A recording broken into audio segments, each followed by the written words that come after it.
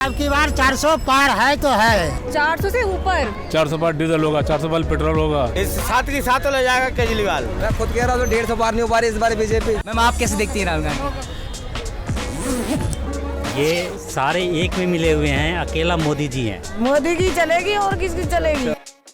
162 candidates contesting from 7 Lok Sabha seats of Delhi. More than 1.52 crores eligible voters will go into polls in Delhi on 25th of May 2024. NDTV is here on the ground to tell you the mood of Delhi and Delhiites. Is BJP going to win, or Aam Aadmi Party and Congress alliance will sweep Lok Sabha elections in Delhi?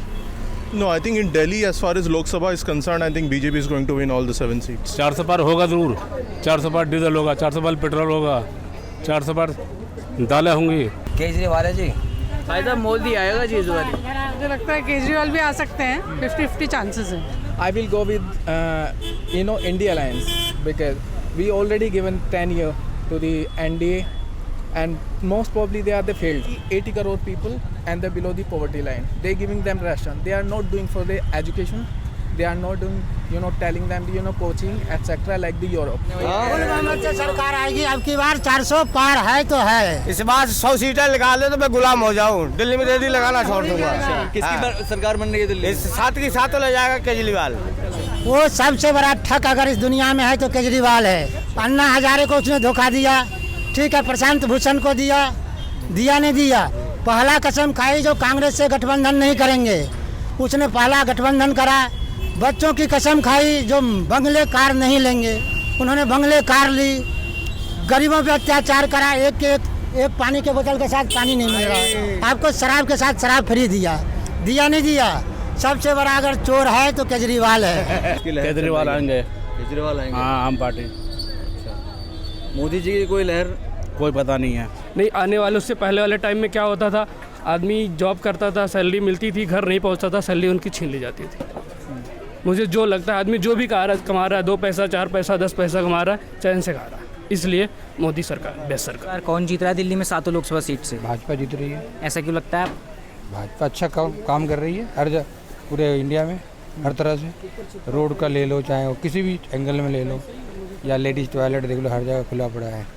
Modi ji ने घर घर gas cylinder बांटा है, तो काम तो ज़मीनी स्तर पर किया उन्होंने। हम बिजनेसमैन है, ये दूसरे से बिजली का फ्री लेकर के कमर्शियलों से वसूल रहा है। 28 रुपये यूनिट पड़ती है। पूरे हिंदुस्तान में कहीं बिजली के रेट नहीं है 28 रुपये यूनिट कमर्शियल का। ये हालात है।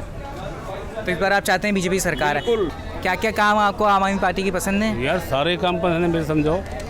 शिक्षा देख लो, अस्पताल देख लो। आपको क्या लग रहा है इस बार किसकी लहर है?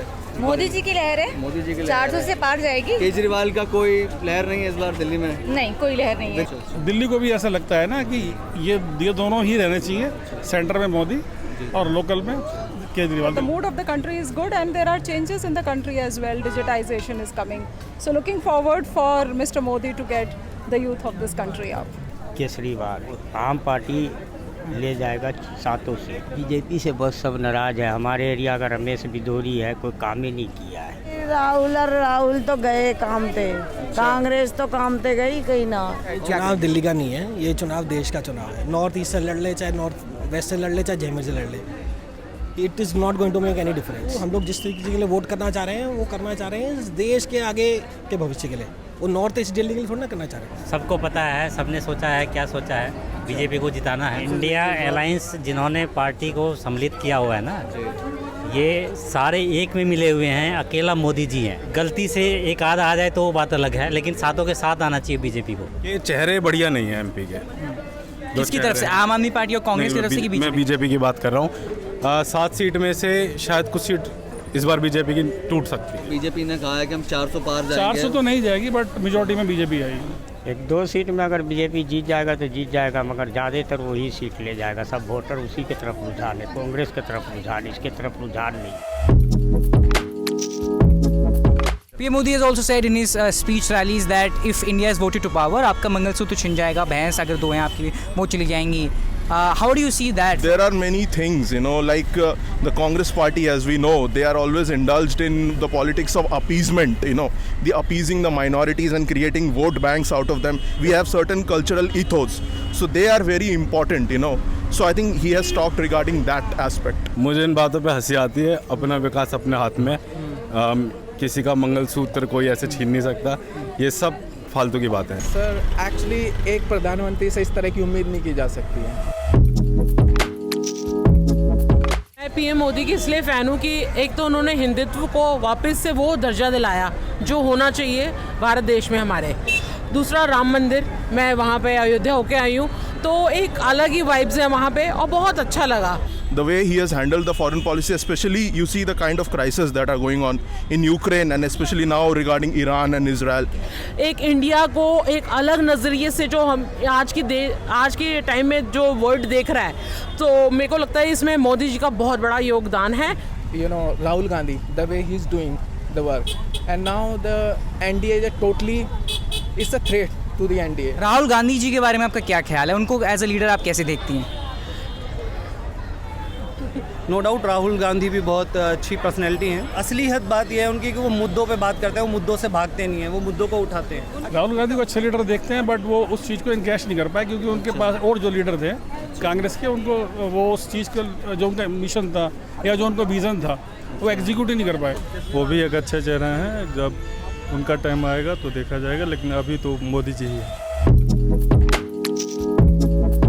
बेरोज़गारी तो है ही है, और एजुकेशन लेवल जो है वो थोड़ा सा, एजुकेशन और हेल्थ, ये दो चीज़ें मेन होती हैं। इंडिया का थोड़ा सा मैं समझता हूँ इस चीज़ पे काम करना चाहिए इंडिया को। आज की डेट में 100 रुपये की वैल्यू नहीं है, लेकिन ये जो हमारी माता जी हैं ये 500 रुपये रोज़ कमाती हैं, तो पैसे की वैल्यू बढ़ी है। अगर महंगाई बढ़ती है तो पैसे की वैल्यू बढ़ी है। आज हम आराम से 500-1000 रुपये की शर्ट खरीद लेते हैं। आमदनी जितनी बढ़ रही है इन्फ्लेशन के हिसाब से, उस हिसाब से नहीं बढ़ रही है जितनी कि अभी ये महंगाई बढ़ रही है। इधर का पानी और सड़क बहुत जो है ना ख़राब है, नाला बहता है वो सही नहीं करवाते सब। इतने पैसे आए नवेश बुजुर्ग कुछ नहीं करवाया। हम चाहते कि हमारे लिए सेफ्टी चाहिए।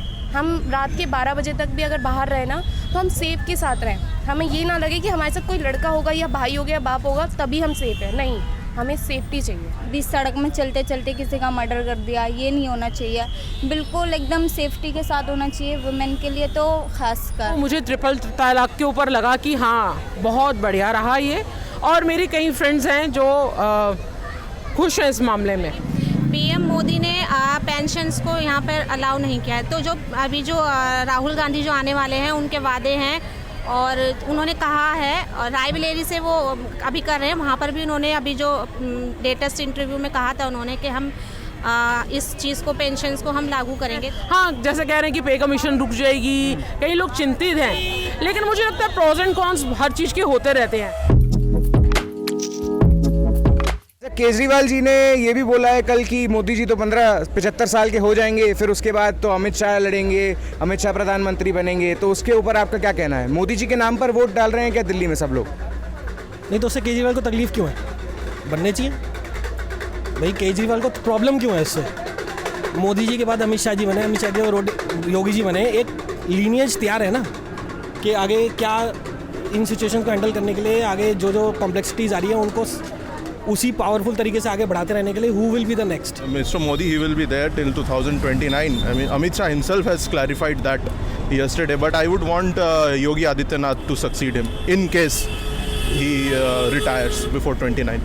Will the BJP be able to repeat the history of sweeping the opposition in Delhi Lok Sabha elections, or the coming back of Aam Aadmi Party Supremo Arvind Kejriwal change the dynamics in Delhi?